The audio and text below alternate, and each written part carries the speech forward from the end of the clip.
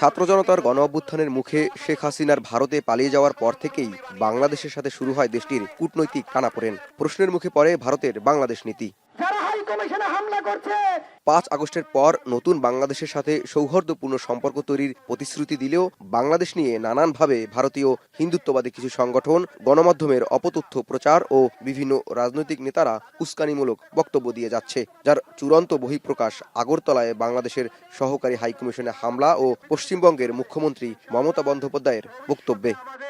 দিল্লির আগ্রাসন বিরোধী সকল আন্দোলনে ছাত্র জনতা রাজপথে থাকবে। হাইকমিশনে হামলা কিংবা বাংলাদেশে শান্তিরক্ষী বাহিনী পাঠানোর বক্তব্য স্বাধীন সার্বভৌম দেশের উপর আঘাত মনে করে বাংলাদেশের আপামর জনসাধারণ। দিল্লির দাদাগিরি আর বাংলাদেশে চলবে না। এরই ধারাবাহিকতায় রাজধানীর জাতীয় জাদুঘর থেকে কেন্দ্রীয় শহীদ মিনার পর্যন্ত বিক্ষোভ মিছিল করে জাতীয় নাগরিক কমিটি।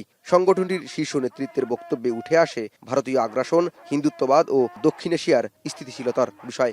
ভারতের জনগণ এবং দক্ষিণ এশিয়ার যারা শান্তিপ্রিয় মানুষ রয়েছেন, আপনাদের কাছে আমরা আহ্বান জানাচ্ছি, ঐক্যবদ্ধ হন।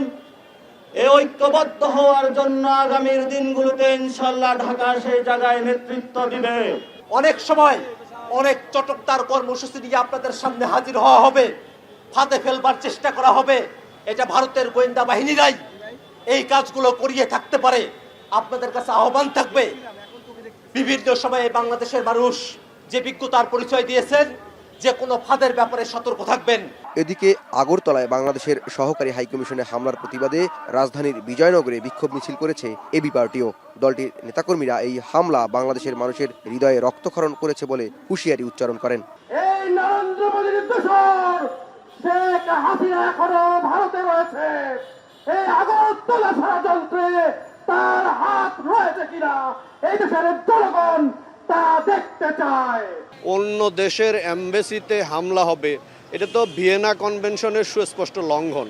শুধু লঙ্ঘনই না, এটা বাংলাদেশের স্বাধীনতা সার্বভৌমত্বের উপরে আঘাত।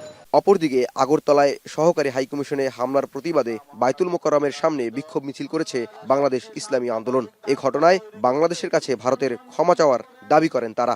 ভারত হাইকমিশনে আক্রমণ করে আন্তর্জাতিক কূটনৈতিক যে নিয়ম আছে, আইন আছে, সেটা বরখেলাপ করেছে। অতএব ইসলামী আন্দোলন বাংলাদেশের আমির বলেছেন, ভারতকে ক্ষমা চাইতে হবে।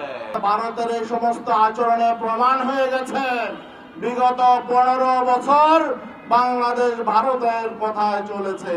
এছাড়া আগরতলায় সহকারী হাইকমিশনে উগ্র ভারতীয়দের হামলার প্রতিবাদে বিক্ষোভ করেছে রাজধানীর সরকারি তিতুমির কলেজের শিক্ষার্থীরা। বিভিন্ন স্লোগানে সার্বভৌমত্বের প্রশ্নে নিজেদের অবস্থান জানান দেন তারা। শরীরের শেষ বিন্দু রক্ত থাকা পর্যন্ত আমরা লড়াই সংগ্রাম করে যাব।